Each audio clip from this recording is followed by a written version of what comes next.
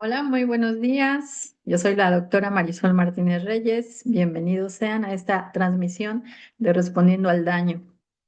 Eh, una transmisión, gracias por acompañarme esta mañana en un programa que busca siempre orientar, informar y sobre todo abrir espacios de claridad jurídica para víctimas, abogados y todas aquellas personas que están interesadas en entender cómo funciona realmente la reparación del daño en México.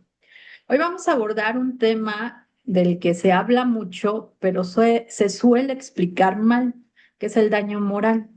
Vamos a desarrollar conceptos, aclarar dudas, explicar con total claridad aquellos mitos y realidades que tornan en base a esta figura jurídica tan controvertida que no es nueva en México. Sin embargo, pues bueno, no se ha sabido desarrollar bien en los últimos años y hay como que muchas dudas al respecto.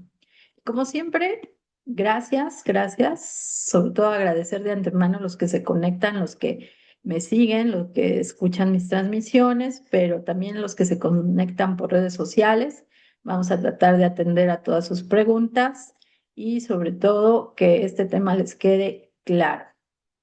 Y empecemos con lo que es el dato histórico de lo que es el daño moral. Nosotros pensamos que el daño moral es una figura moderna y no, esto es un mito también, porque si nos remontamos al Código de Hammurabi, que fue del siglo XIII antes de nuestra era, ya existían dispositivos que permitían las compensaciones no solamente patrimoniales, sino también esa agresión que afectaba al honor y a la dignidad de una persona. Aunque la ley del talión principalmente ha sido recordada por un tema de ojo por ojo, diente por diente, también se establecía mecanismos de compensación económica cuando se afectaba preponderantemente el honor y la dignidad de las personas. Ya posteriormente, en Roma, especialmente a partir de la Lex de Áquila, que nos trae a muchos ordenamientos legales, instituciones de gran importancia, se introdujo la idea de resarcir los daños, aunque inicialmente se centró en daños patrimoniales. Posteriormente fue evolucionando hasta las ofensas al honor, a la reputación, a la dignidad de una persona. Y fíjense cómo estos códigos anteriormente inician la reparación, pero más que nada por el daño al honor y a la reputación. En México no fue la excepción, ¿eh? En México el daño moral comenzó a incorporarse en el Código Civil de 1928, pero iba más relacionado a salvaguardar intereses del honor, reputación, vida privada de las personas.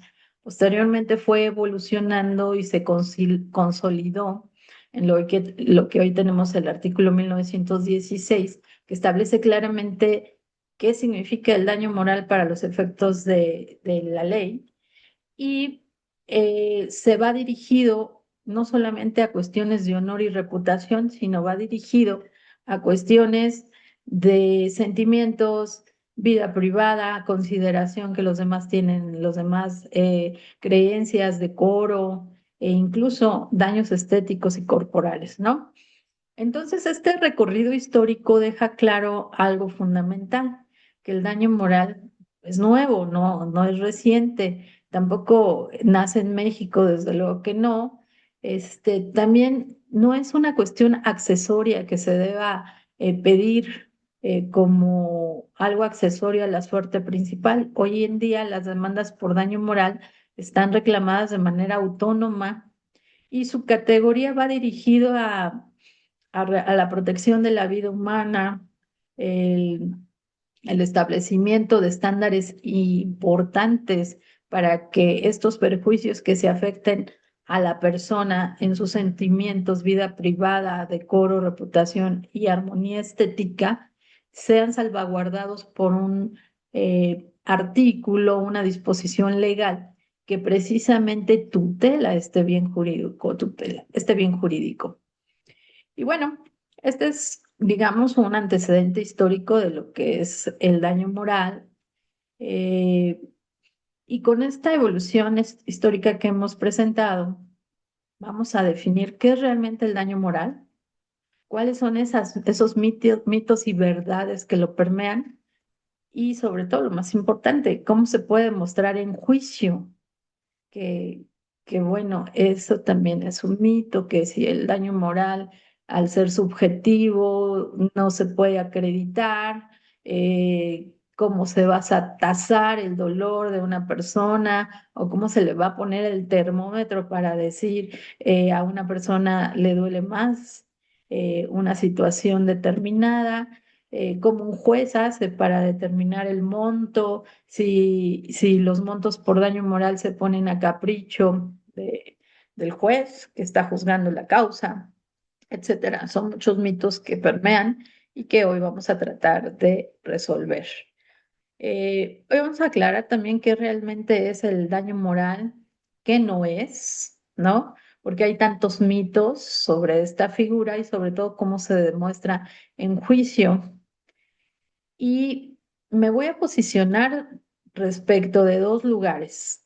Uno, desde mi experiencia laboral, de mi experiencia profesional como abogada litigante de más de 10, 20 años acompañando a víctimas, y desde la técnica jurídica en esta figura, porque esta figura jurídica ha evolucionado en los últimos años de una manera importante, de tal manera que la jurisprudencia, nuestra Suprema Corte de Justicia ha desarrollado una técnica jurídica para valorar estos daños morales, ha desarrollado cuadernos de jurisprudencia en torno a la reparación del daño, involucrando todos los daños, pero de manera específica se ha centrado en el tema del daño moral porque es controvertido realmente, es controvertido desde aquella sentencia de Mayan Palace, en donde se estableció un monto de cuantificación por daño moral y daños punitivos y que ha sido materia de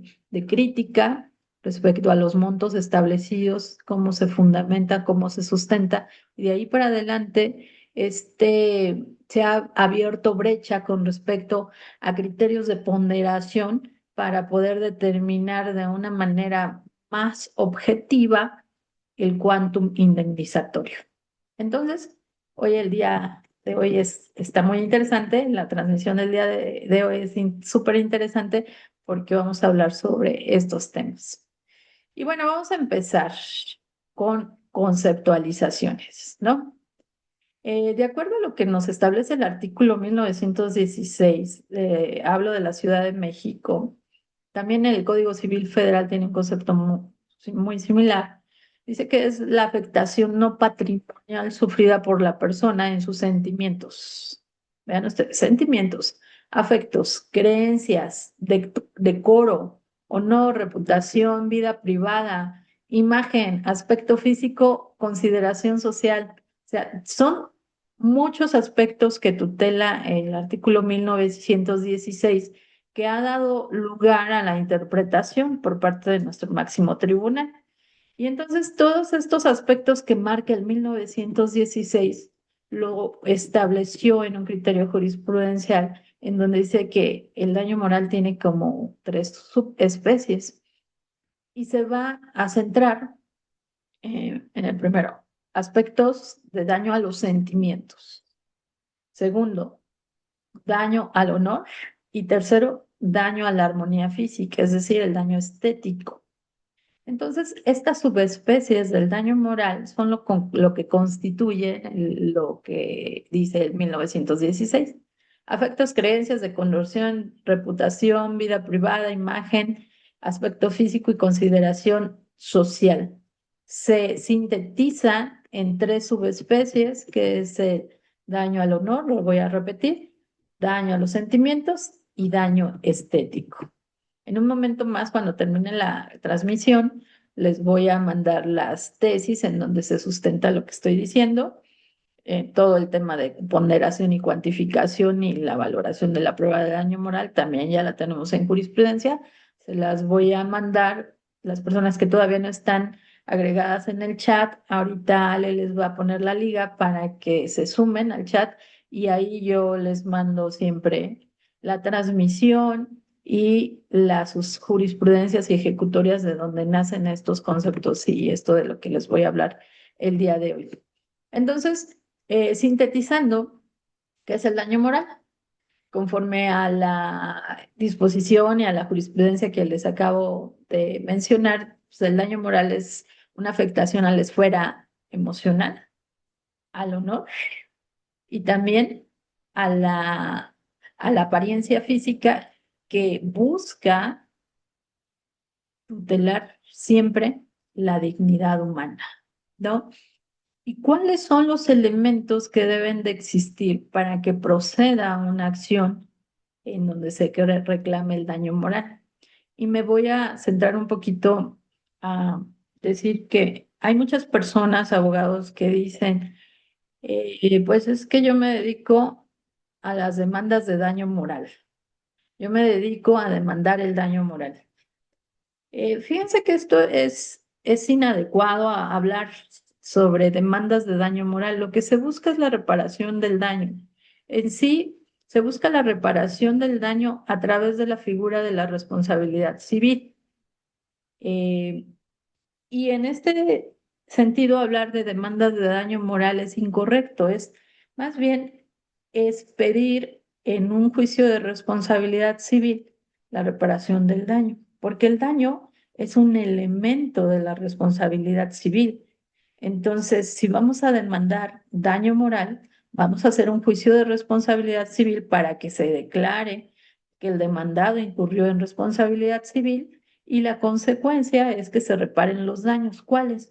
Pueden ser daños materiales o inmateriales, dentro de los cuales el daño moral entra dentro de los daños inmateriales extrapatrimoniales. ¿Sí ven la diferencia? El daño moral no es el daño extrapatrimonial en sí mismo. El daño moral es uno de los daños extrapatrimoniales que se pueden reclamar en un juicio de responsabilidad civil. Entonces, si queremos hablar con precisión, el decir me dedico a hacer demandas de daño moral es incorrecto. Me dedico a solicitar la reparación de daños. Eso sería lo correcto. Y dentro de la figura que nos da la ley para poder hacer este reclamo, se encuentra la responsabilidad civil y uno de los elementos es el daño. Si vamos a reclamar daño extrapatrimonial, pues puede ser el daño moral, porque el daño extrapatrimonial no solamente es el daño moral. El daño moral es una especie nada más de los daños extrapatrimoniales, porque tenemos el daño al proyecto de vida, que también es daño extrapatrimonial y que también lo tiene reconocido ya la jurisprudencia en México. Y hay otros daños extrapatrimoniales que no son propiamente daño moral. Entonces, daño moral solamente es un aspecto de los daños extrapatrimoniales. Y para que esta figura jurídica llegue a la vida en los tribunales, se satisfagan los presupuestos de la acción, vamos a ver que se necesitan tres elementos fundamentales. El primero es que el hecho generador sea ilícito. Aquí sí vamos a necesitar una conducta ilícita. ¿Y qué es esa conducta ilícita? No es propiamente un delito, sino cualquier acción, ya sea en su aspecto eh, activo o omisivo, que viola alguna disposición legal o que va en contra de las buenas costumbres, así también lo menciona el Código Civil en el artículo 1910. Entonces, este hecho generador tiene que ser ilícito, también puede ser delito, claro, puede ser actividad irregular del Estado o puede ser un ilícito civil. en el cual no se establezca como delito, pero sí contravenga alguna disposición de orden que sea obligatoria acatar. Entonces, el primer elemento para que se demuestre que existe daño moral es primero esa conducta ilícita. Que esa conducta ilícita, segundo elemento, cause una afectación a esos bienes que acabo de leer, que es a la dignidad, vida privada, honor, reputación, armonía física, cualquiera que esté tutelado por el 1916. Entonces, el hecho generador tiene que ser ilícito. Como consecuencia de ese hecho generador debe de haber un daño a la esfera sentimental, al honor o a la estética de una persona para que sea procedente, y debe de haber de manera estricta un nexo de causalidad entre esta conducta ilícita y el hecho y el daño causado. Y yo me atrevería a decir que debería de haber un elemento más, que es el impacto verificable, que modifique la vida cotidiana, su estabilidad, que haya una repercusión social en la víctima. Porque esto es muy importante determinarlo. La persona cuando está en sociedad tiene muchos aspectos que la rodean para tener una estabilidad emocional, ya sea un ámbito familiar, social, laboral, de pareja. Entonces, todos esos aspectos que rodean a la persona para tener un bienestar. Cuando se da esta situación de daño a los sentimientos, a la vida privada, a la estética de una persona, necesariamente debe de haber un impacto verificable en cualquiera de esas especies o estructuras de la vida de la persona que modifique de manera drástica esos aspectos. Por ejemplo, el daño moral por la pérdida de un familiar muy cercano, pensemos un hijo o un padre, por un hecho ilícito, puede afectar en la persona el ámbito laboral, el ámbito familiar, fracturas de relaciones familiares, puede afectar en su vida laboral y productiva. Pensemos en una situación de incapacidad total permanente que por la naturaleza del hecho ella ya no se pueda dedicar a la misma actividad que venía realizando y que era su proyecto de vida. Y entonces esa afectación en su esfera, en su entidad como persona, tiene que ser verificable, tiene que estar demostrable para que el juez tenga elementos para determinar el quantum indemnizatorio. El daño moral, vamos a ver que existe si se manifiesta o se identifica de manera importante para que sea susceptible de reparar. No vale decir, es que derivado del hecho ilícito se me causó una afectación emocional sin establecer esa afectación emocional, pues, porque tenemos emociones de todo tipo, pero hay que identificarla. ¿Quién era yo antes del hecho victimizante y de qué manera incide en mi vida después del hecho victimizante? Y de ahí los mitos que han surgido en base a lo que llamamos el daño moral. Por ejemplo, uno de los más recurrentes que yo he escuchado es precisamente que el daño moral, eh, al ser subjetivo, es difícil de acreditar y por consiguiente difícil de cuantificar, y que las demandas de daño moral, como no tienen forma de probarse, pues se pierden. Y lo he escuchado de muchos abogados, ¿eh?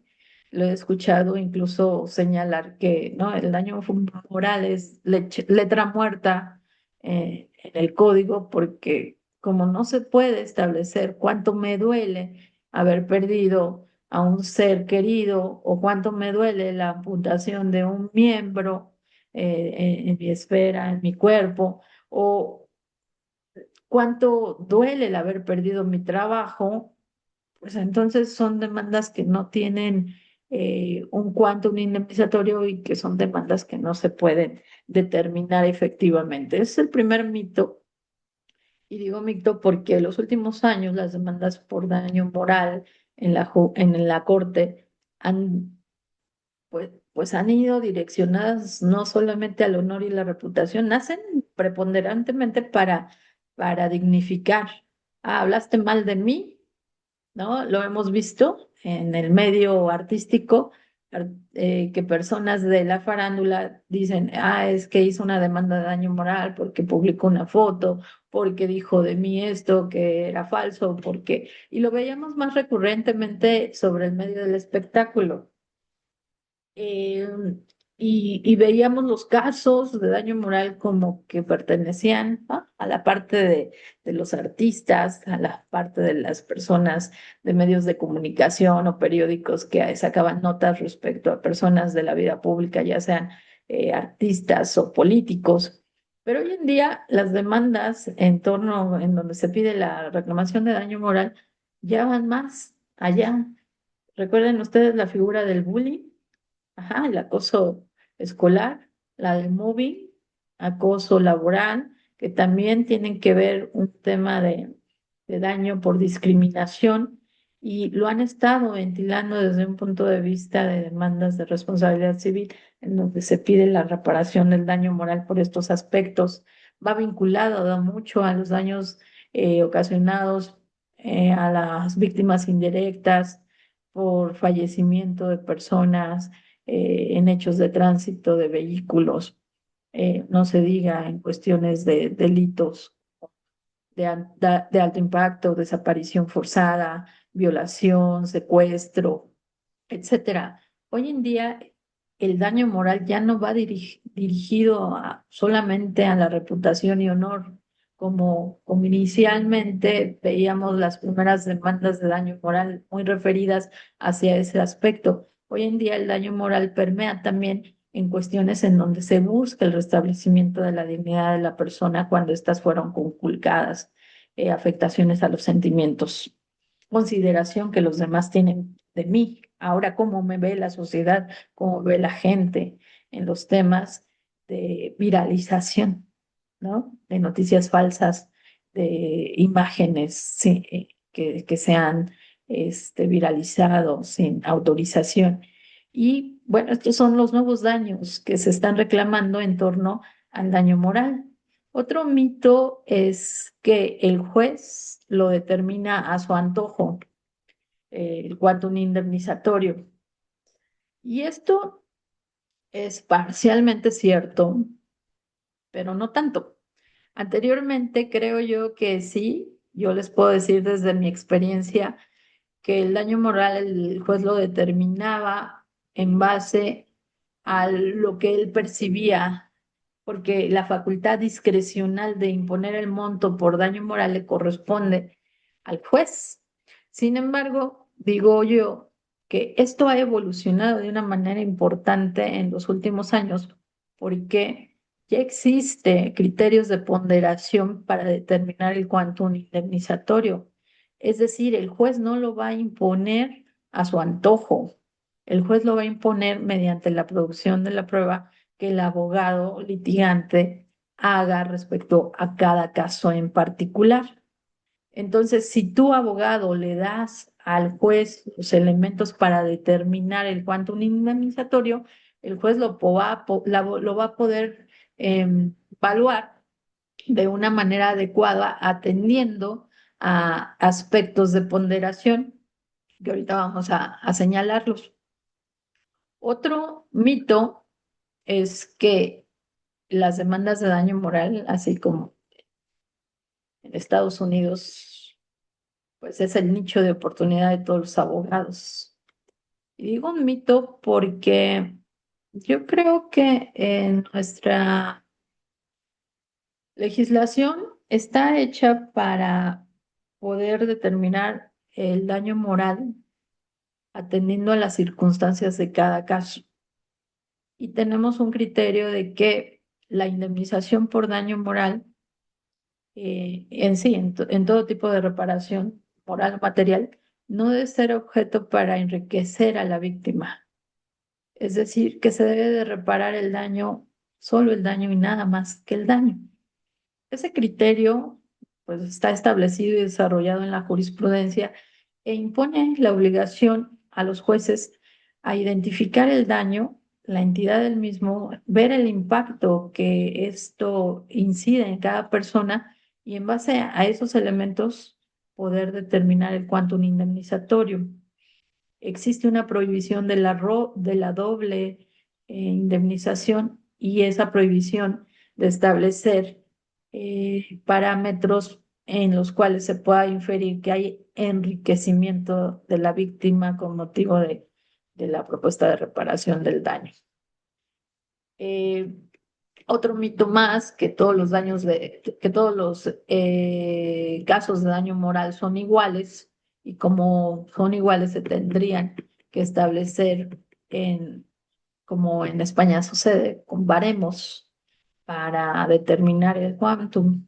Esto también es un mito porque también la doctrina nos ha señalado de manera importante que el daño moral se debe establecer de manera casuística. No puede, si bien puede resultar un evento en la misma naturaleza, el daño moral debe de ser cuantificado de manera autónoma. No puede haber parámetros generales para establecer el quantum indemnizatorio. De ahí que cada persona deba de presentar sus pruebas para el establecimiento de los daños morales. Y entrando a un tema también bastante interesante, cómo se demuestra en juicio. Y es un tema bastante interesante porque al ser un tema subjetivo, que dice, pues, ¿qué es lo que yo debo de acreditar? ¿No? Esa es la pregunta más importante. ¿Qué es lo que yo debo de acreditar para que se me conceda la indemnización de daño? Habíamos hablado los elementos de la acción, ¿no? Primero, la existencia del acto, que este tiene que ser antijurídico. Después, que exista un daño en esa esfera emocional de la persona. Y tercero, que haya ese nexo de causalidad. ¿Cuáles serían las pruebas útiles para poder acreditarlo? En mi experiencia, siempre, primero se analiza el caso, de qué se trata, si es daño al honor, si es daño a los sentimientos o si es daño estético. Entonces, normalmente los abogados que litigamos nos hacemos llegar de periciales. Puede ser una pericial en psicología, en psiquiatría, en trabajo social, en informática. Pensemos si estamos defendiendo un caso de daño al honor o reputación por difusión de noticias falsas. Documentos médicos o de terapia cuando se incide en una situación de afectación por alguna disminución en la función corporal. Podemos hacer uso también de testigos. Yo lo he hecho en el tema de daño al honor y reputación. ¿Cómo me ve la gente ahora, después de que se viralizó, después de que se dio una noticia falsa, después de que me destituyeron de manera injustificada de un centro de trabajo, después de que fui encarcelado injustamente, ¿no? Después de que en redes sociales me pusieron como delincuente. Entonces, también los testigos han sido prueba esencial en algunos casos que yo he litigado. Mensajes, correos, audios, todo eso que nos puede proporcionar hoy en día la tecnología, también se puede hacer uso de ellos. Actas, constancias, denuncias en temas de denuncias falsas, eh, análisis de un contexto, ¿no? Sobre antes y después del hecho victimizante. Y entonces dicen ustedes, bueno, pues esto abarca, ¿no? Casi la totalidad de las pruebas que menciona este, nuestros dispositivos procesales, nuestros códigos procesales. Y sí, realmente el abogado que se dedica a la representación de víctimas y para acreditar el daño moral, pues se tiene que hacer uso de los medios de prueba necesarios. Y entonces ustedes me van a preguntar, y entonces, maestra, ¿qué pasa con las presunciones? Yo había leído por ahí una tesis en donde decía que el daño moral se presume. Y entonces, si se presume, pues yo no tengo necesidad de probar. Ese también es un mito y también es un error técnico del litigante, porque sí, el daño moral reza en su dispositivo legal en 1916, dice más o menos así: se presumirá que existe daño moral cuando se vulnere o menoscabe aspectos de la vida de una persona, y habla de los sentimientos, honor, reputación, vida privada, etcétera. Las presunciones es un tema interesante en el tema del daño moral, pero no quiere decir inversión de carga probatoria, ni tampoco que el juez debe de suplir en la totalidad, por medio de la presunción, la prueba de daño moral.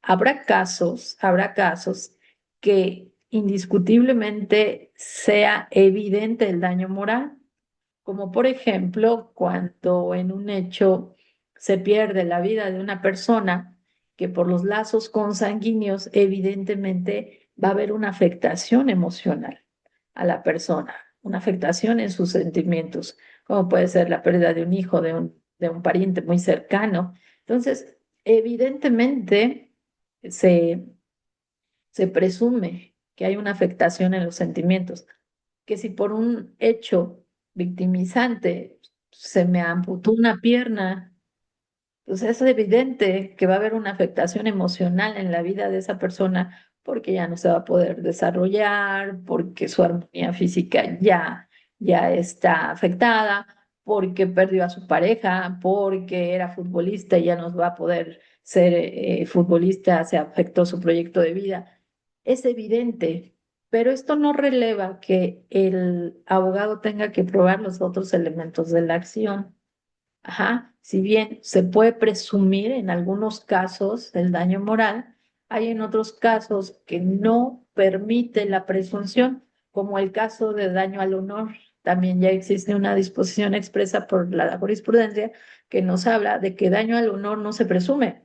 El daño al honor tiene que ser probado con pruebas directas, es decir, ahí es donde les digo, pueden presentar testigos donde dicen, pues sí, efectivamente nos tocó un caso de un doctor que lo destituyeron del centro de salud y lo señalaron, ¿no? Como el matasano, su consulta bajó, este, fue mediático el tema y estuvo en redes sociales publicitado como una persona que se dedicaba a ejercer mal la profesión de medicina, y eso le afectó de manera total, no solamente en su economía, ¿no? No tuvo solamente repercusiones patrimoniales, sino también en el aspecto como los demás lo consideraban, y eso definitivamente le causó una afectación emocional. Y bueno, lo reclamamos en una reclamación de daño y probamos el daño al honor y reputación de esta persona, porque hoy logramos probar antes cómo era el doctor y después del hecho victimizante, y se logró acreditar. Entonces, hay ocasiones en donde el daño moral no se presume, hay ocasiones que sí tenemos que probarlo, y la presunción no releva al abogado de probar los otros elementos de la acción, como es la conducta ilícita, y si bien el daño a lo mejor es presumible, debes de probar el nexo de causalidad. Entonces es otro mito, que el daño moral, al ser presumible, ya el juez tiene que suplir en su totalidad todo y va a condenar. No, eso no pasa, me interesa dejarlo claro porque es muy recurrente que en los tribunales veas demandas en donde hay deficiencia probatoria, y como hay deficiencia probatoria, el juez dice: advierto que hay daño moral, pero no hay un nexo de causalidad. No me demostró ese nexo de causalidad entre la conducta antijurídica y el daño ocasionado. Y entonces tienes un tema de que se absuelve de las prestaciones. Entonces, en mi experiencia, hago uso de todos los medios de prueba, obviamente analizando primero el caso concreto para ver en qué de esas subespecies del daño moral se encuadra el caso que voy a representar para poder establecer de una manera efectiva las pruebas a las cuales me voy a llegar para poder producirlas en juicio y sobre todo que el juez tenga los elementos necesarios para que pueda determinar el cuántum indemnizatorio. Y otro mito más existe en que si el juez tiene esa facultad discrecional de imponer una condena de daño moral, pues esa facultad discrecional se la dejo únicamente al juez para que él ponga lo que se le antoje. Y eso es un mito y eso también es incorrecto porque el juez va a determinar la cuantificación en base a lo que tú le probaste en juicio. Es decir, no lo hace a capricho. El artículo 1916 del Código Civil establece que para poder determinar el juez, sí, esa discrecionalidad es una facultad discrecionalidad del juzgado, pero debe atender a aspectos que tú le probaste. ¿Y cuáles son esos aspectos? El primero son los derechos lesionados, es decir, en qué subespecie de este daño moral que ya catalogó la jurisprudencia o no reputación, sentimientos y daño estético se encuadra tu caso. Tenemos que probar. Si fue un daño estético, pues tenemos que probar cómo estaba la persona antes y ahora cómo está. Pasó en el tema de la explosión de Iztapalapa, que hubo muchos quemados y entonces ahí hay mucho daño estético. Independientemente del daño a los sentimientos, ahí hay daño estético. Entonces, ¿cómo lo vamos a probar? Pues con fotografías, ¿no? Vamos a demostrarle al juez esta persona cómo estaba antes del hecho victimizante y después qué necesita para recuperar su armonía física, alguna cirugía, tratamiento, rehabilitación, etcétera. Esas son las situaciones que nosotros tenemos que probar para que el juez haga una valoración de esas pruebas y de manera discrecional establezca el monto. Entonces, derechos lesionados, grado de responsabilidad. Si la conducta es muy negligente o efectivamente grave, el monto de la indemnización puede subir, pero lo tenemos que acreditar. Esa gravedad que dio en el aspecto consecuencia al daño. Es decir, fue muy negligente o fue o no fue negligente, pero aún así se causó el daño. Tenemos casos de malpraxis médica que, que inciden la responsabilidad del médico como una culpa o una ignorancia inexcusable del médico. No es lo mismo dejar unas pinzas en el cuerpo de una persona y cerrar, que ya hubo casos en ese aspecto, a un hecho en el cual pudo haber previsto, pero no fue tan grave, ¿no? La negligencia también se pondera en estos aspectos para poder determinar el cuánto indemnizatorio. En los hechos de tránsito, por ejemplo, se pondera qué fue o quiénes incidieron de manera preponderante para establecer el cuánto indemnizatorio o rebajar la condena, qué tanta participación tuvo la víctima en el hecho y qué dio lugar también, ¿no? En el tema de concurrencia de culpas, atenúa la responsabilidad y desde luego el cuánto indemnizatorio. Tercer elemento a ponderar, situación económica del responsable y de la víctima. Eso lo reza en 1916. Y dicen ustedes, bueno, si el demandado tiene más dinero, hay más indemnización. Y si la víctima necesita más o tiene una solvencia económica mayor, permea la indemnización en base a esos dos supuestos Pues bueno, esto ha sido también materia de debate en la Corte, porque en algunos casos dicen, bueno, es que esto es inconstitucional, establecer el quantum indemnizatorio en base a la solvencia tanto del responsable como la víctima, establece que no hay una igualdad. Y la Corte define que no es inconstitucional, sino que estos factores que se establecen en el 1916 son referentes indicativos para que el juez tenga más luz con respecto a determinar el cuantum indemnizatorio. Como les dije, no se trata de enriquecer a la víctima, sino de establecer una equidad y establecer que el daño sea reparable de una manera importante y atendiendo al daño en su entidad. Y entonces para eso debe de valerse de los medios de prueba que tú les vas a proporcionar al juzgado y establecer, y lo va a tomar en cuenta. Sí, sí, lo va a tomar en cuenta. Otro aspecto más es que se debe de tomar las demás circunstancias del caso. Y de esta manera, en 1916 lo deja abierto con el objeto de que nosotros le mostremos al juzgado el caso en particular. Es decir, que nosotros tengamos una apertura total para demostrarle al juez qué fue con esta víctima y demostrarle los antecedentes y las consecuencias que dieron lugar al daño. Y entonces vamos a aterrizar que no se indemniza el dolor. La pregunta más importante que creo yo que sale en los foros cuando hablamos de daño moral es que ¿cuánto vale el dolor? Y si la figura del daño moral impone al juez esa facultad discrecional para que le ponga precio al dolor.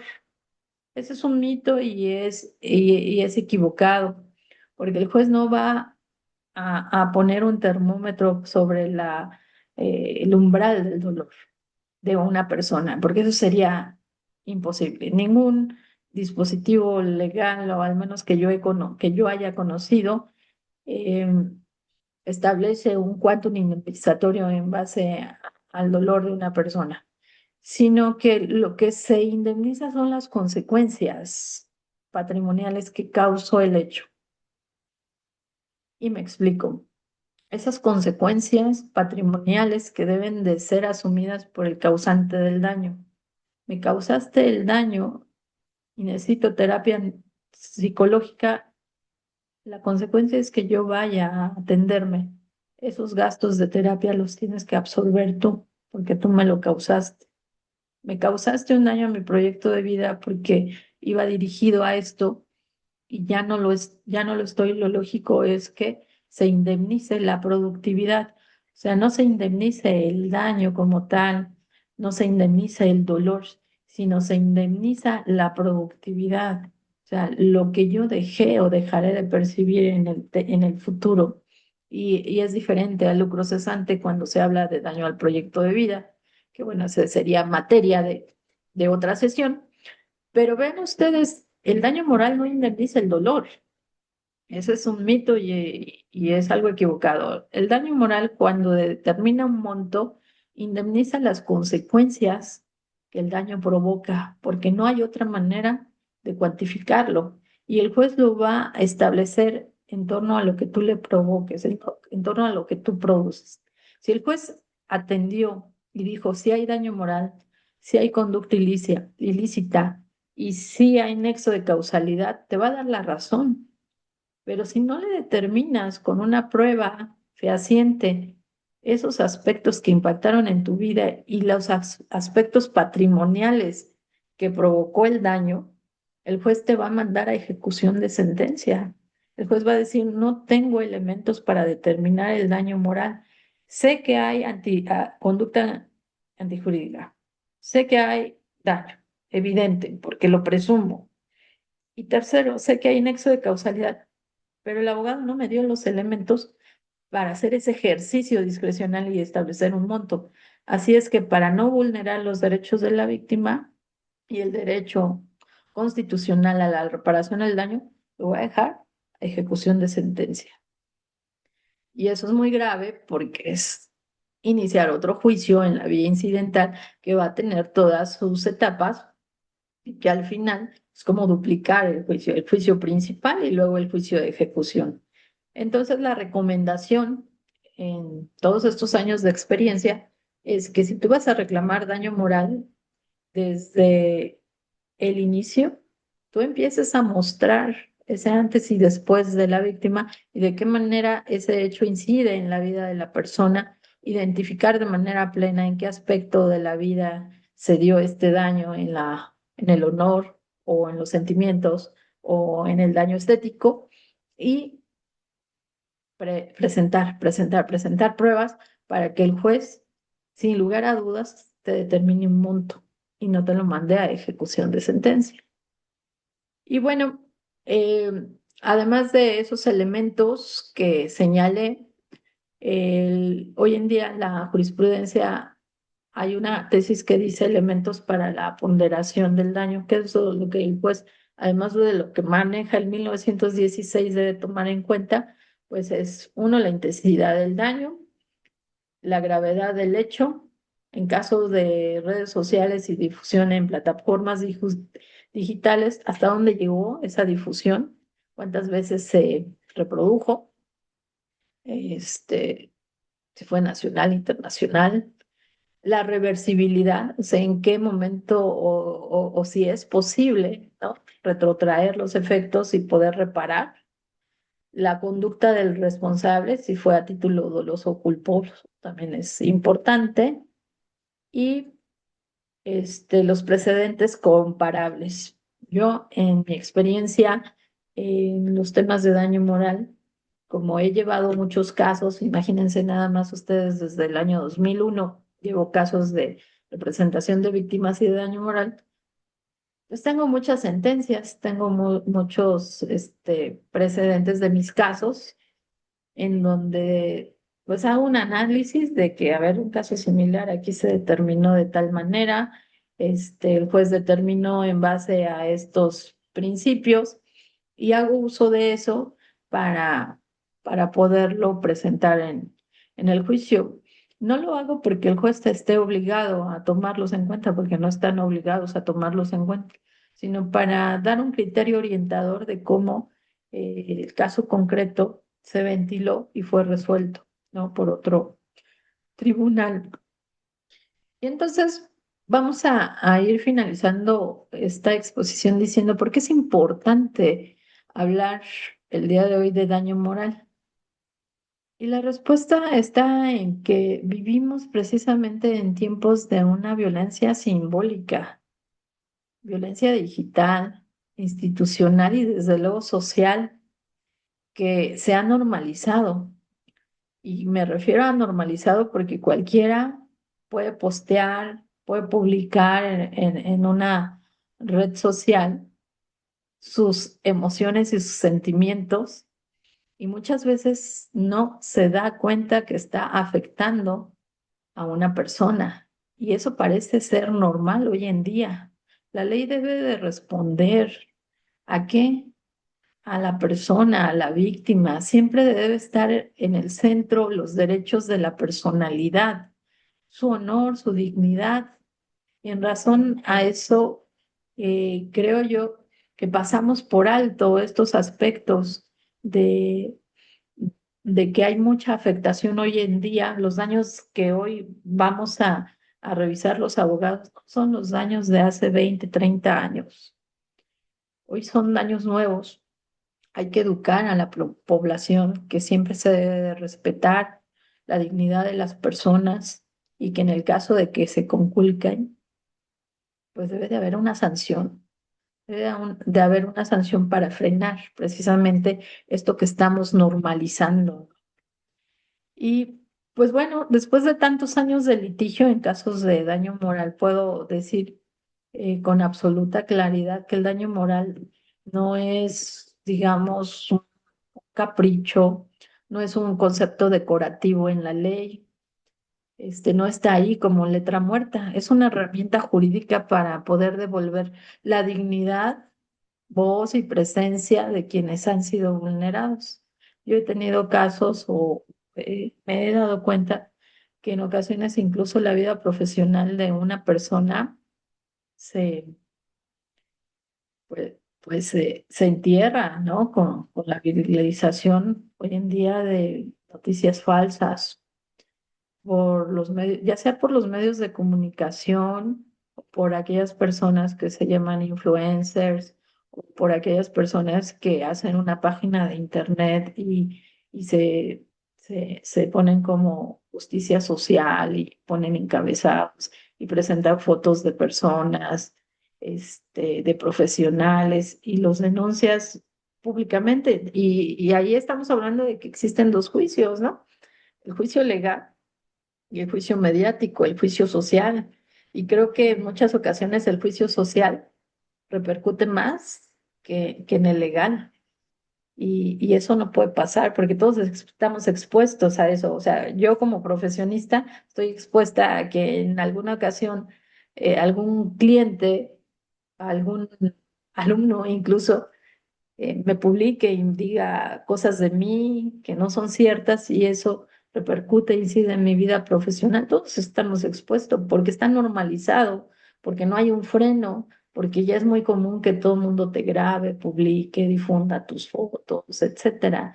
No tenemos una conducta de responsabilidad. Y estos son los nuevos daños que vamos a enfrentar en los tribunales y que ya se están viendo. Pues tenemos el caso de Ullrich contra Google por daño, afectación al honor, o fue una sentencia que hasta donde se está en la corte, no sé, la corte creo que escuché en un foro que llegaron a un arreglo y que bueno, ya no se pronunció con respecto a la difusión de redes sociales, de las plataformas digitales. Entonces, bueno, vamos a ir concluyendo, ya siempre, como siempre, el tiempo se va. Y bueno, si algo he aprendido en esta trayectoria profesional es que el daño moral sí se puede reparar, sí se puede reparar, si bien no borra lo vivido, pero restituye la dignidad de las personas. Para quienes están pensando, que el daño moral sigue siendo letra muerta en el Código Civil, yo desde mi experiencia profesional les puedo decir que eso no es así.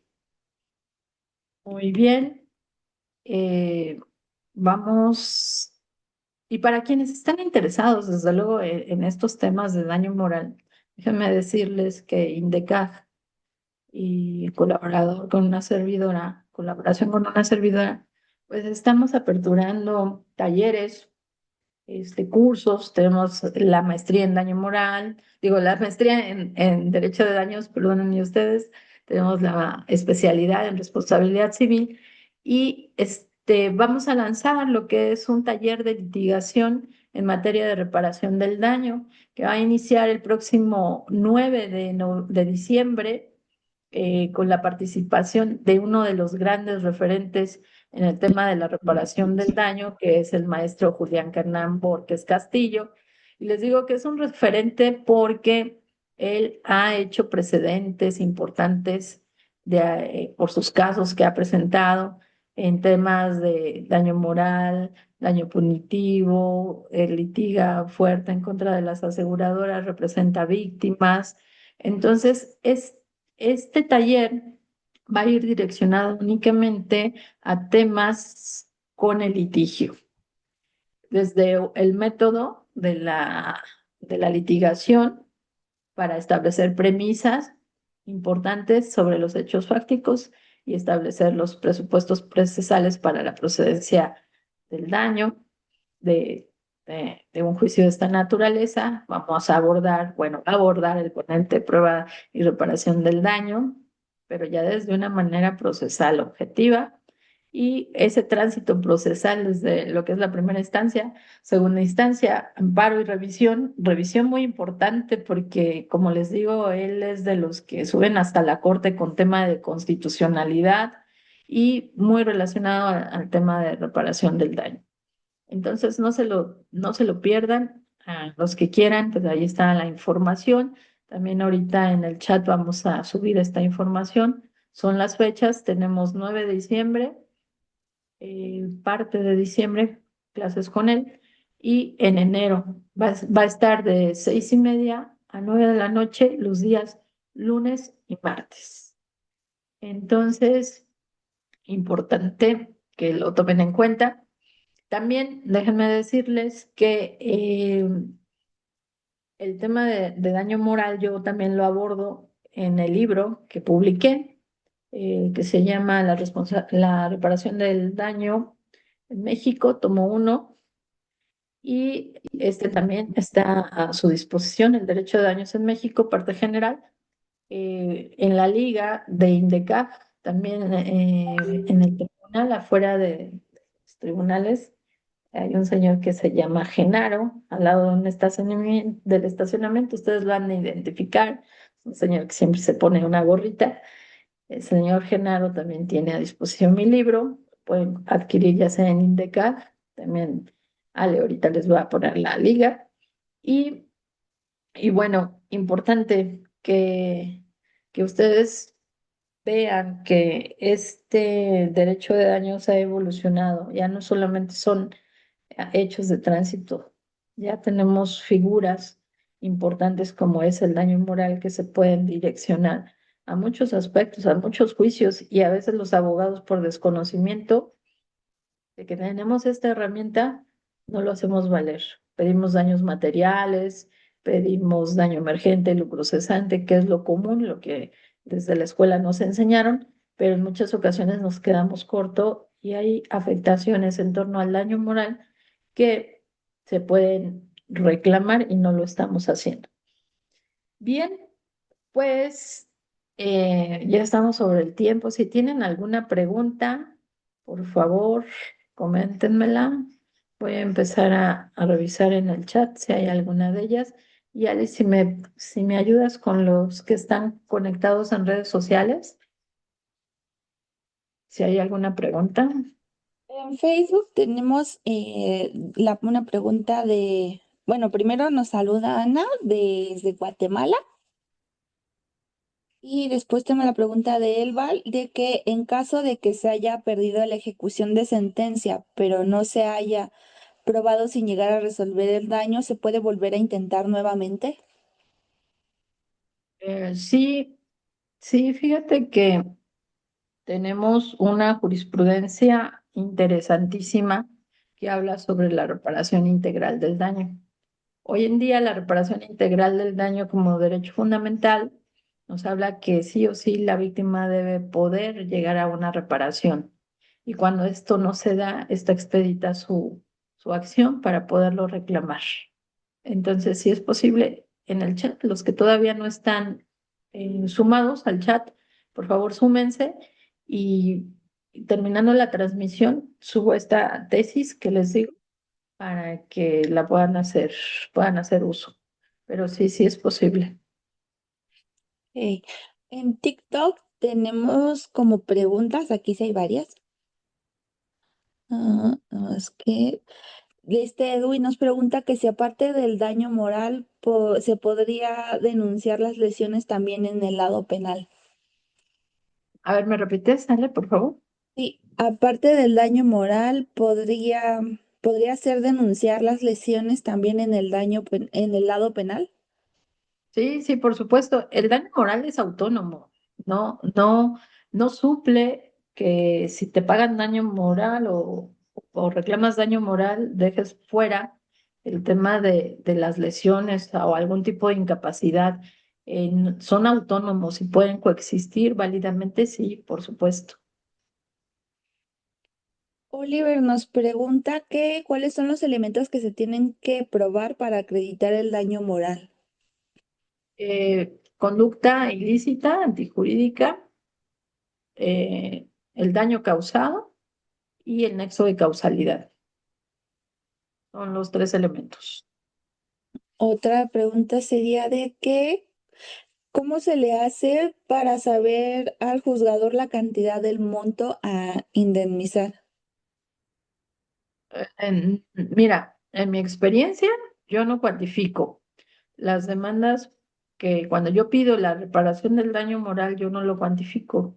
Lo que yo le doy son los elementos para que él tenga esa posibilidad de cuantificar. Hay abogados que la cuantifican. He visto muchas demandas en ese sentido.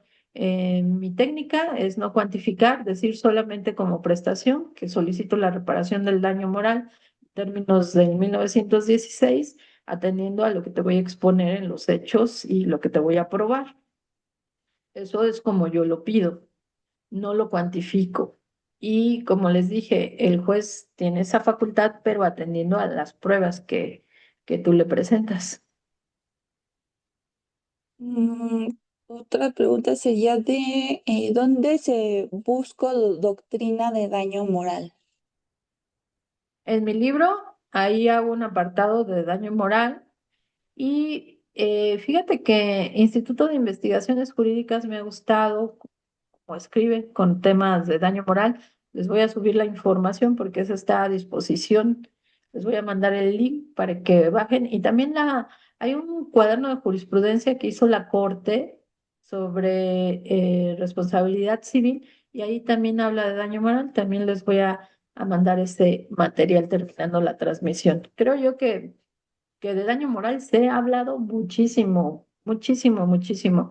Aquí en México no tanto, pero hay mucha literatura. Argentina, Colombia, España tiene mucho desarrollo doctrinal en torno al daño moral. Pero las que te puedo recomendar en México, bueno, desde luego en mi libro hago un apartado de daño moral, la jurisprudencia que ha desarrollado la Corte y el Instituto de Investigaciones Jurídicas también tiene material muy valioso. Y otra pregunta es de si es viable demandar moralmente a las empresas de noticias que llegan a ser noticias amarillistas. Bueno, mira, ahí tenemos, es una excelente pregunta porque ahí tenemos un tema de dos derechos en pugna. Uno es la libertad de expresión, que también que es un derecho por el cual se peleó muchísimo, y otro, pues el tema de la dignidad humana. Y la libertad de expresión debe de tener sus parámetros. Y también hay leyes o normativas que establecen cuáles son esos parámetros. Y tenemos, por ejemplo, la ley de responsabilidad civil en la Ciudad de México, nada más aplica en la Ciudad de México. Esta ley de responsabilidad civil habla sobre qué pueden y qué no pueden hacer las personas que se dedican pues, al periodismo y todo eso, ¿no? En mi opinión, las noticias amarillistas no podrían causar o ser susceptibles de reparación de daño moral si no repercuta o incide en la vida de una persona, es decir, si no hay una afectación debidamente acreditada sobre eso que impacta a la vida de una persona. Si sí la hay, pues se acredita, ¿no? Tienes que establecer la conducta ilícita, tienes que acreditar que eso que se está señalando es falso para que proceda. Tienes que acreditar esa afectación, cómo repercute en tu persona y sobre todo el nexo de causalidad. Ella lo hizo, ella lo provocó, ella lo difundió. ¿Cuántas veces se viralizó? ¿Hasta quiénes llegó? ¿Sigue en la plataforma digital? ¿Qué hice yo para poder restablecer esto? Pedí que se bajaran esas noticias. Acredité que esa noticia era falsa o esa noticia amarillista estaba afectando en mi vida, en mi patrimonio. Todos esos aspectos se deben de ponderar. Por eso te digo, dependiendo del caso, se podría, sí, si incide y repercute en la vida de una persona de manera negativa, obviamente. Bueno, estas preguntas son relacionadas al taller de litigación en materia, de Ajá. que si el curso es hacia personas que fueron absolutos de un proceso penal y que el curso tendrá temas sobre el daño moral hacia personas que fueron absolutos de un proceso moral. Que fueron absueltos. Pues el taller va a tocar varios aspectos del daño moral, va a tocar aspectos, pero más que nada de cuestiones de litigación, porque es un taller de litigación. No se van a tocar aspectos doctrinales, o de teoría. O sea, los que entren al taller de litigación, pues ya deben de saber qué es el daño moral, o sea, al menos los elementos que les acabo de decir, ¿no? Porque es un taller de litigación, donde se va a ver la prueba y todo eso. Ustedes le pueden preguntar al ponente qué puede pasar en estos casos de absolución, etcétera. Pues el ponente les tiene que contestar. O sea, es un taller de litigación. Y dentro de la litigación vemos muchos aspectos pues eso del pan de cada día, ¿no? Salen absueltos y pasaron 7, 8 años en la cárcel. ¿Y qué pasó con esa afectación?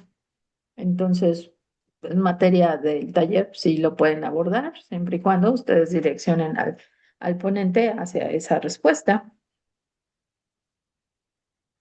Y bueno, tenemos dos más por TikTok. Ujú. Que en un caso en una apelación fue resuelto y se llevó nuevamente el juicio por mala resolución de una apelación mal resuelta por los tribunales y por el tiempo privados de su libertad. Tienen que estar en libertad y que su pregunta es que si se puede pedir el daño moral por esta situación. Pues mira, hay muchos candados. Les voy a subir una tesis. Déjenme ver si la tengo a la mano. Hay muchos candados al respecto, ¿eh? ¿Por qué? Pues porque colapsaría el presupuesto del Estado con todas aquellas resoluciones de absolución. Se ha dicho que el Ministerio Público hace su chamba y su chamba es la investigación y el Poder Judicial también, ¿no? Valora la prueba y determina si es absuelto o no la persona y que eso de ninguna manera es responsabilidad patrimonial del Estado. Hasta ahí tenemos dicho en muchas tesis. Sin embargo, hay una tesis y chequenla, es la registro 2029-139 y dice así, responsabilidad patrimonial del Estado.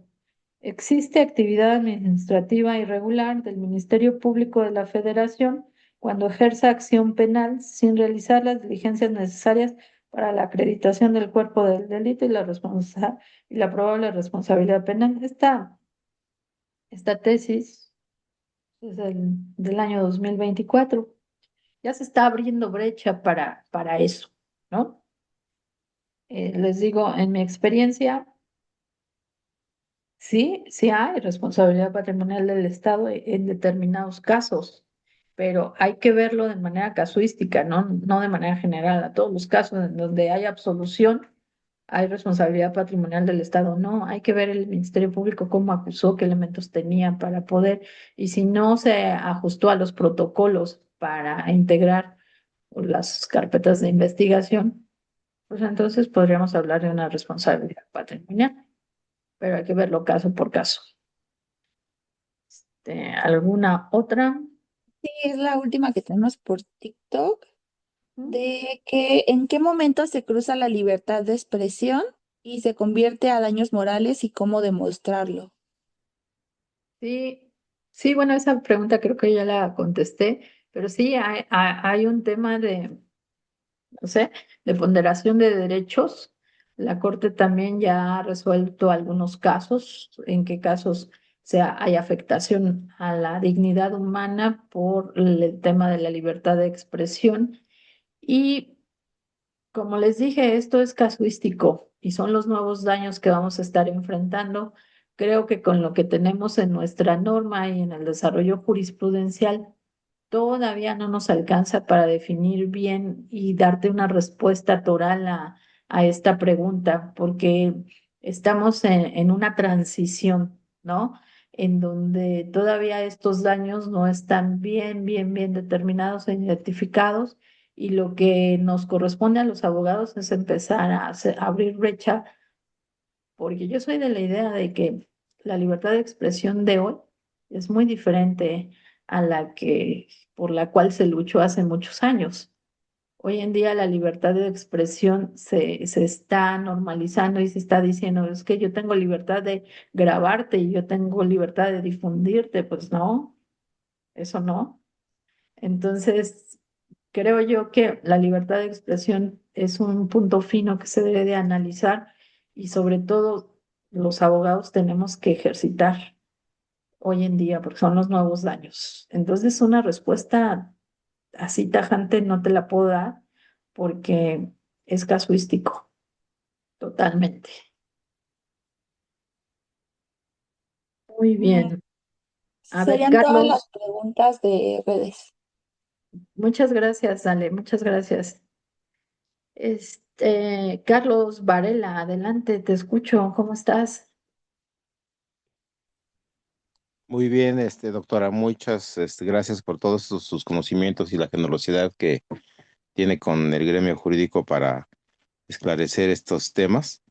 Y de hecho, en el transcurso de su ponencia me pareció muy interesante lo que refirió en cuanto a que un juzgador no va a cuantificar el dolor, el sufrimiento que una persona recibe. Pero entonces, ¿cómo se puede determinar o qué es lo cómo se puede determinar el cuánto indemnizatorio por parte del juzgador en el caso de, digamos, estoy poniendo un ejemplo, habla mucho usted sobre el proyecto de vida, suponiendo, no es lo mismo el proyecto de vida de una persona, a lo mejor, un recién nacido, que de una persona ya profesionista que acaba de egresar, o de un empresario que ya tiene una trayectoria, pues ya consolidada, una empresa en operación, o un profesionista, un médico, cirujano, neurocirujano, no sé. Estas situaciones, entonces, ¿cómo las puede determinar el juzgador? Sobre todo tomando en cuenta el tema de la equidad y el tema de la igualdad ante la ley, ¿no? Todos los seres humanos somos iguales ante la ley y por lo tanto, entonces, ¿cómo determinar esta situación? Si no se cuantifica el sufrimiento, si no se cuantifica el dolor en las personas, por ejemplo, le digo, en el caso de un fallecimiento por negligencia, digamos, de un conductor que atropella a cualquiera de estos tipos de personas, ¿cómo determinar esa situación? ¿O cómo lo puede determinar el juez? Bien, gracias. Fíjate, tocaste un tema interesante sobre el daño del proyecto de vida, sobre las personas que están, que ya son productivas, que tienen, no sé, cuando hablamos de daño al proyecto de vida, siempre pensamos una persona que ya está determinada a ser un profesionista, a ganar ingresos, o que sea una persona productivamente laboral.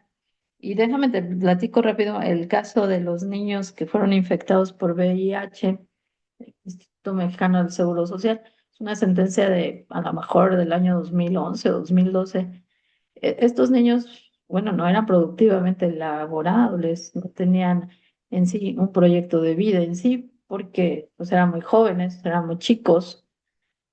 Y aún así, esa sentencia es muy rica porque sí analiza el tema del daño moral en todos sus aspectos, o sea, en su afectación, no solamente en ello, se va más allá, se va al tema de que probablemente estos niños vayan a sufrir discriminación por su padecimiento, probablemente estos niños en el futuro sea difícil que tengan una pareja sentimental, sea difícil que se incorporen a la vida laboral, todos esos aspectos de posible incidencia en la vida de estas personas que no eran productivas, que todavía no tenían un proyecto de vida, fueron analizados en esta sentencia y se determinó una cuantificación en base precisamente a todos esos derechos lesionados que, que el caso viene porque fueron por algún tipo de fallecimiento, de padecimiento y el laboratorio transfundió sangre contaminada. Y entonces les transmitieron el VIH a personas pues muy jóvenes. Entonces, todo eso el juez lo valoró atendiendo a todos esos derechos lesionados. ¿Qué derechos lesionados? repercutía, y te estoy poniendo este ejemplo para darte respuesta, pues la vida familiar, la vida laboral, la vida de pareja, incluso la posibilidad de tener hijos. Y esos aspectos que fueron los derechos lesionados son los que contribuyeron a la cuantificación del daño moral. Entonces, en cada caso en concreto, tú debes de establecer cuáles son los derechos lesionados, el grado de responsabilidad. En el caso de estos niños infectados, el grado de responsabilidad tiene un estándar altísimo, de gravísimo, sobre todo para el Estado, no tanto para el personal médico, sino para el Estado. ¿Cómo es posible que el laboratorio no pase por esos filtros de necesidad para poder saber que la sangre no estaba contaminada? Entonces, la gravedad de la conducta, la situación económica del responsable de la víctima y los aspectos que permean e inciden en la vida. Esos elementos son los que tú le tienes que demostrar para que el juez te ponga el número, establezca el quantum indemnizatorio. Entonces, aun y cuando no haya productividad, por ejemplo, las personas que son dependientes económicos, los menores de edad, las que ya no son laborables, ellos no son susceptibles de una cuantificación por daño moral, que sí, aun y cuando el proyecto de vida no esté direccionado. El proyecto de vida no tiene nada que ver con el daño moral. Proyecto de vida es una figura jurídica diferente a lo que es el daño moral, que entra dentro de los daños extrapatrimoniales. Miguel, adelante.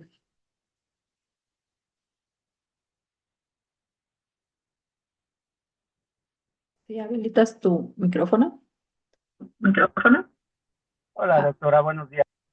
hola. Hola. Doctora, en el trabajo que desempeño en la coordinación de asuntos jurídicos en la Ciudad de México, de la Secretaría de Educación Pública, me percato que continuamente llegan muchas demandas, donde demandan al secretario de Educación Pública, al actual secretario. Y muchos docentes demandan porque sus jefes inmediatos o las autoridades o los directores o supervisores los cambian de funciones, los discriminan, los, los les ocasionan el mobbing, bullying, muchas situaciones de esa índole. Y me he percatado que en el Tribunal Federal de Conciliación y Arbitraje, el tribunal no hace caso en esa situación, simplemente pone atención en cuanto al cambio de función y recomienda a la Secretaría de Educación Pública que si el docente tiene un nombramiento como especialista en matemáticas, que lo ponga frente a grupo a dar clases de matemáticas, pero no, en muchas ocasiones los tienen barriendo, los tienen de administrativos, les levantan actas administrativas, demandan al tribunal el cese de su nombramiento en todas sus claves presupuestales. Podríamos interponer alguna denuncia, alguna demanda civil por ese daño moral, Sí, y en qué medida el Estado sería responsable de esa situación. sí, fíjate que el Tribunal Laboral no se ocupa de los temas de daño moral porque es creo que hay un micrófono abierto, por favor. Eh, por la razón de que en la legislación laboral no está la figura del daño moral, es una figura eminentemente civil. Entonces la respuesta es, ¿se podría reclamar vía civil? Tampoco se puede en la vía civil porque tenemos una ley especial que es la Ley de Responsabilidad Patrimonial del Estado que aplica para entes del Estado. En el caso concreto que me preguntas, si es la Secretaría de Educación Pública, tendría que ser un tema de responsabilidad patrimonial cuando existe irregularidad en el servicio administrativo prestado.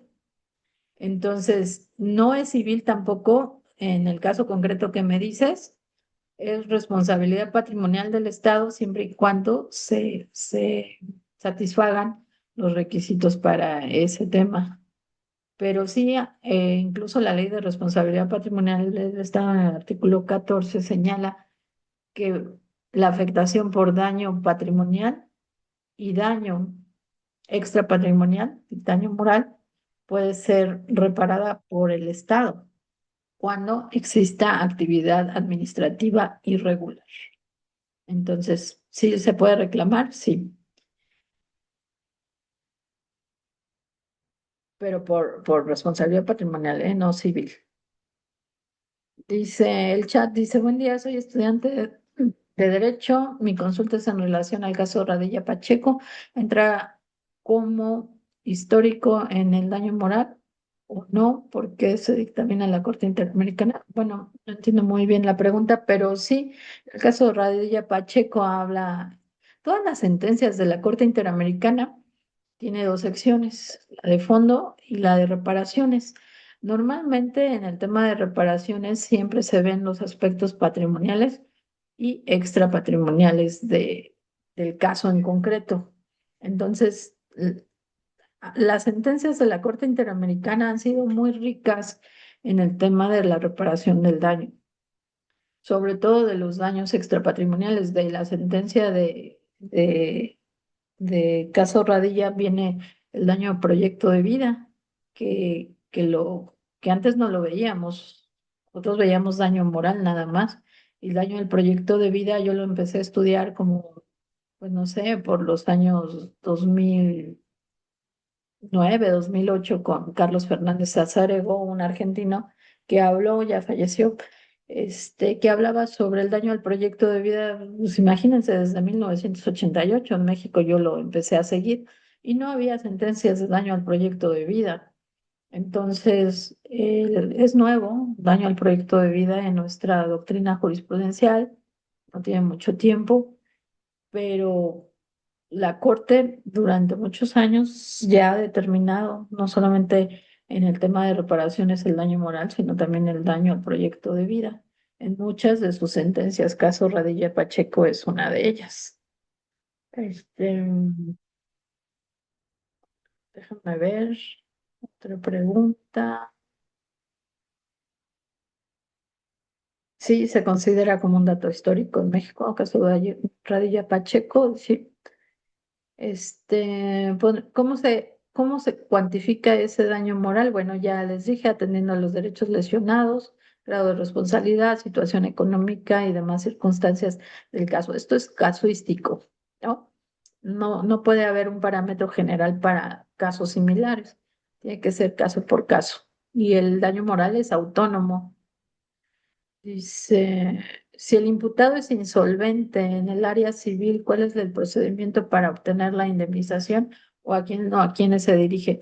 Bueno, si el imputado es insolvente, eh, se hace una investigación para ver si existe un tercero civilmente responsable o bien una empresa aseguradora, dependiendo del caso en concreto. Pero acuérdense que por deudas de carácter civil no se puede encarcelar a nadie. Es una máxima, ¿no?, que tenemos en nuestra Constitución. Desafortunadamente eso lo encontramos. Si hay una situación de insolvencia y si tenemos un daño y si tenemos una sentencia o una cuantificación, no vamos a poder ejecutar hasta en tanto encontremos esa posibilidad, ¿no? Las sentencias por daño moral prescriben en 10 años. este, Se tiene que estar haciendo una investigación sobre los bienes del responsable para saber si hay posibilidad de ejecutar esa sentencia. ¿Cómo se cuantifica el daño psicológico de una víctima de violación agravada? Si esto perdurará durante toda su vida, sí. Sí, sí, cierto. Como les dije, no se cuantifica en sí la afectación, no se le pone precio al dolor. Lo que se cuantifica son los efectos patrimoniales, las consecuencias patrimoniales, y eso lo tienes que demostrar en juicio para que el juez tenga esa oportunidad de valorar todo lo que tú le presentas y poder determinar el cuánto indemnizatorio. Que vas a necesitar terapia de por vida, pues eso se puede cuantificar y eso, pues, se puede establecer mediante periciales. Si por esa situación no te puedes incorporar en la vida laboral, eso también se puede cuantificar. El daño al proyecto de vida se puede cuantificar. Eso sí se puede realizar. No tanto como ponerle precio al dolor por la violación. Ya lo dijimos, lo que se indemniza son las consecuencias patrimoniales que el daño produjo.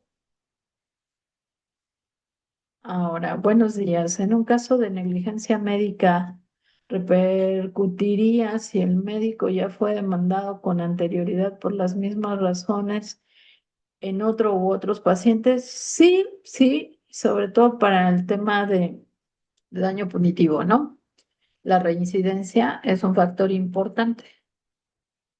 Luego, tratándose de abonar un poco a su pregunta, Adriana nos dice, en una situación de ese tipo, además de los daños patrimoniales y morales, ese tipo de conducta en la vía civil pudiera generar una condena por daños punitivos, lo de la,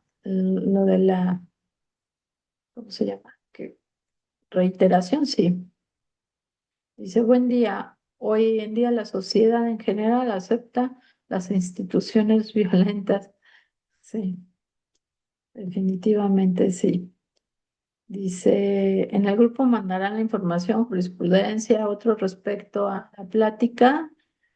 Sí, sí vamos a mandar al grupo, es el grupo de chat de Respondiendo al Daño. Súmense porque ahí yo les mando jurisprudencia, los documentos que les dije, que ahorita les voy a mandar, porque es una forma de retroalimentarnos, ¿no? Porque las charlas de una hora no nos alcanzan. Y pues está la invitación a que se sumen a los grupos de maestría y de especialización. El objeto de estas charlas es precisamente que ustedes conozcan qué es lo que vamos a estar viendo en estos grupos, aumentar la matrícula, que los abogados conozcan el derecho de daños y que se interesen por especializarse en la materia. Entonces, por eso es que damos estas charlas. Entonces, ya tienen la información sobre el taller de litigación, tienen la información sobre mi libro. eh, Les voy a mandar la información al chat. Saludos, Edwin, muchas gracias. Y no sé si tienen alguna otra pregunta antes de cerrar. Creo que aquí hay otras preguntas. Dice, ¿cuál es la vía para demandar una dependencia de gobierno? Pues la responsabilidad patrimonial del Estado. Es la vía administrativa, no es la vía civil. Este, ¿Cuál es la ley explicable sobre la responsabilidad patrimonial? Es la ley de responsabilidad patrimonial del Estado. Cada entidad tiene su ley y dependiendo del lugar en donde te encuentres y la competencia sobre el hecho es donde tienes que aplicar la normativa. Entonces, la de responsabilidad patrimonial del Estado de acuerdo a tu entidad. Luego, este... ¿Qué otra cosa? Si me despiden de mi trabajo a unos meses de jubilarse, ¿se considerará que afectaron mi proyecto de vida? Probablemente sí, hay que ver las consideraciones y sobre todo hacer el reclamo correspondiente.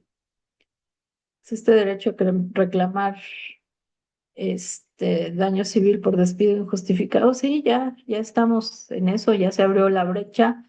Ya incluso en responsabilidad patrimonial, si hay una destitución ilegal o injustificada, podemos habilitar la reparación del daño moral. Sí, también. También hay un tema muy interesante hoy en día en los tribunales, la discriminación. La discriminación también es un tema de daño moral y ha habido algunas sentencias que ya la Corte ha resuelto, daño moral por discriminación. Dice, pero sí, solo cuantifica, eso solo se estaría indemnizando el daño moral.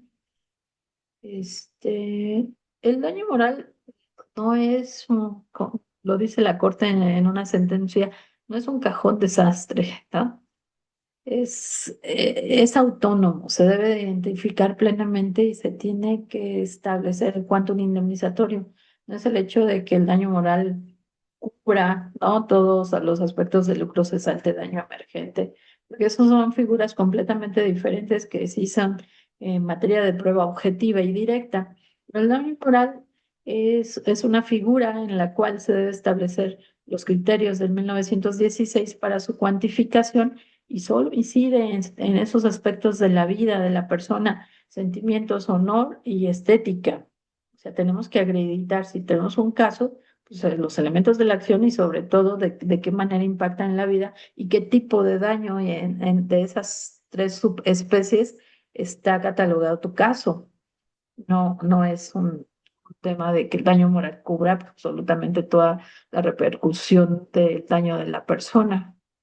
Saludos, Carlos Soto. Nos vemos la próxima semana, por supuesto que sí.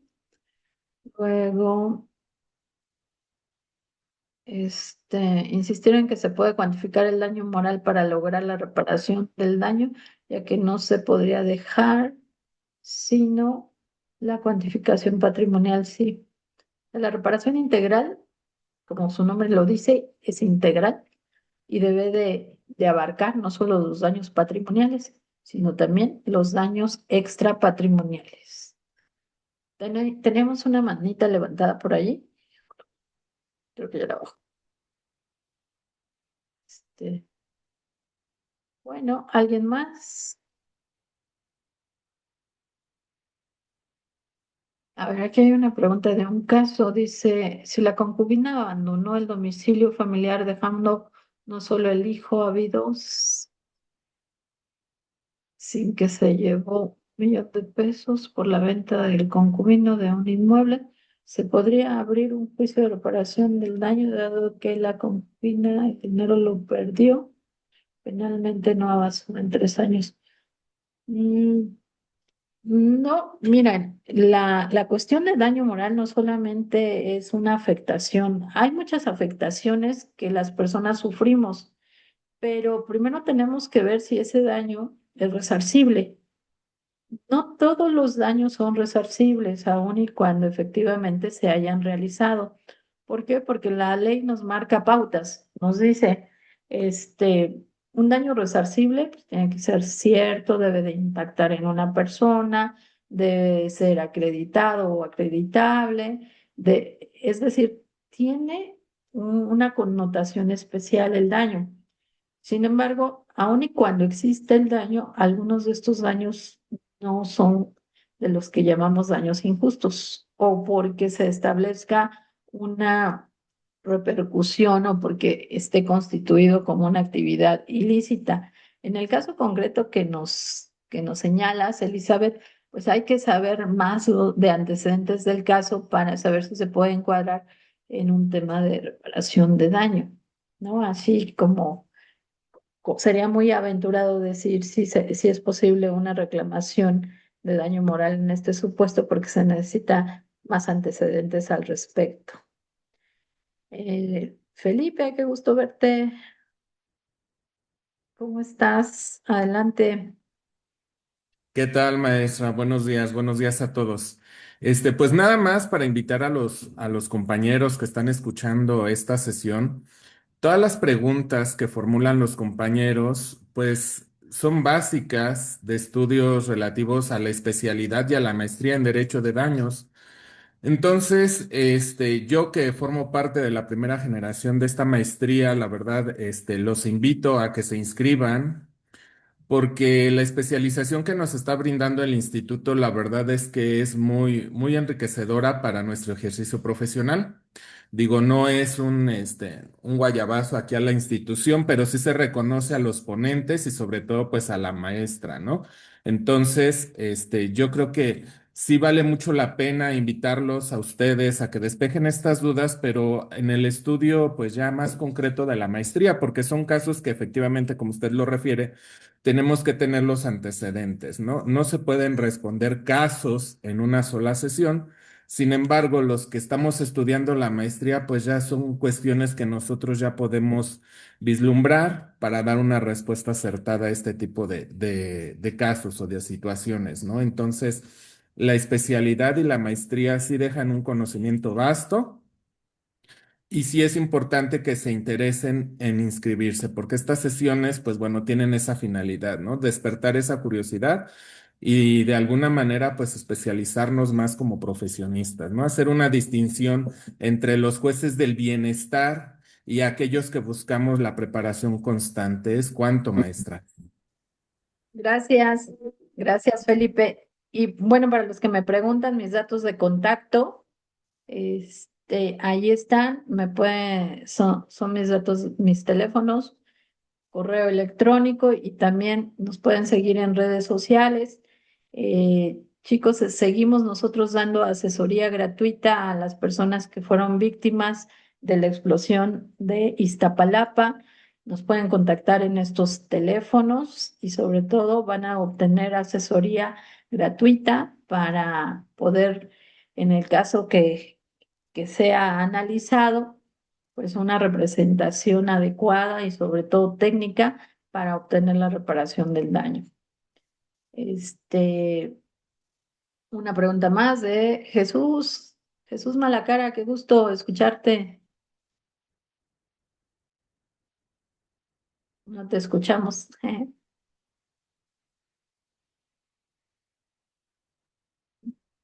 No, seguimos. Ándale, Hola ya. maestra, buenos días. Estoy aquí en mi trabajo y escuchando su excelente presentación. Y fíjese, y para todos los compañeros, yo soy miembro de la segunda generación.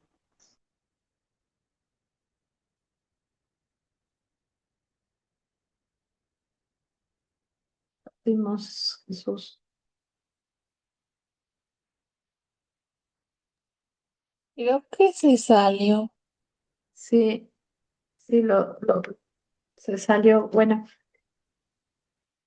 pues como siempre el tiempo, ay, ya Indecaj me va a matar. Híjole, mira nada más ya qué horas son. Se supone que nada más tengo que estar aquí una hora. Pero bueno, siempre es un gusto con ustedes estar platicando de temas, al menos que a mí me apasionan mucho. eh, pero como lo ven, son temas extensos, son temas que no se pueden ventilar en una hora. Por eso se les invita a los talleres y también a la especialización. Y nos vamos a ver el próximo miércoles, como siempre, a las 9 de la mañana. Fue un gusto estar con ustedes, de verdad. Gracias por seguirme. Gracias en redes sociales por los que se conectaron. Vamos a seguir adelante mientras ustedes estén aquí pendientes y quieran escucharme. Y les mando un abrazo, les mando un fuerte y abrazo y sobre todo decirles que esto es Respondiendo al Daño, encuentros jurídicos con una servidora y amiga Marisol Martínez Reyes, aquí en donde existe respuesta a las inquietudes de los abogados y sobre todo se busca la reparación hacia las víctimas de las personas que más se encuentran en estado de vulnerabilidad. Hasta luego, que tengan un excelente día.